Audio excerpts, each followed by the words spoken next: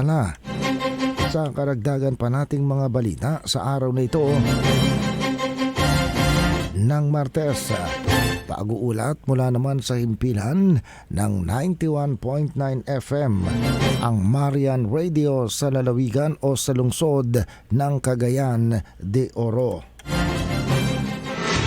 CNN Live Nation Day. Lorenzo Luzon, magandang araw sa iyo. Lorenzo, magandang araw sa iyo.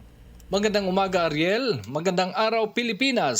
Nananawagan ngayon ang City Tourism Office sa lungsod ng Cagayan de Oro na i-turn over sa kanila ang lahat ng mga worn out, faded o punit-punit na ng mga bandila ng Pilipinas. Ito'y alinsunod na rin sa batas na tamang pagpaparitiro ng mga bandila galing sa mga paaralan at government offices. Maaring i-turn over ang mga wala na sa tamang kondisyon ng mga Philippine flag sa tanggapan ng Boy Scout of the Philippines, Cagayan de Oro City Police Office, City Administrator's Office, City Museum of Cagayan de Oro at City Tourism and Cultural Affairs Office. Ang mga nasabing hindi na magandang i-display ng mga bandila ay susunugin sa isang solemn at dignified ceremony. Ang panawagang ito ay alinsunod na rin sa Section 19 ng Republic Act 8491 o Flag and Heraldic Code of the Philippines. Ang flag burning ceremony ay magaganap sa Mayo 28 nitong taon sa pag-oobserba ng National Flag Day. Ang mga old and defective Philippine flag ay tatanggapin para sa proper retirement hanggang bukas, Mayo 27. Mula rito sa 91.9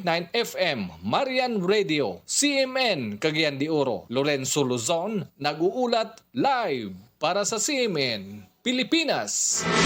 CNN Live Nation Day. Maraming salamat, Lorenzo Luzon, mula po naman sa himpilan ng Marian Radio, Cagayan de Oro City. Samantala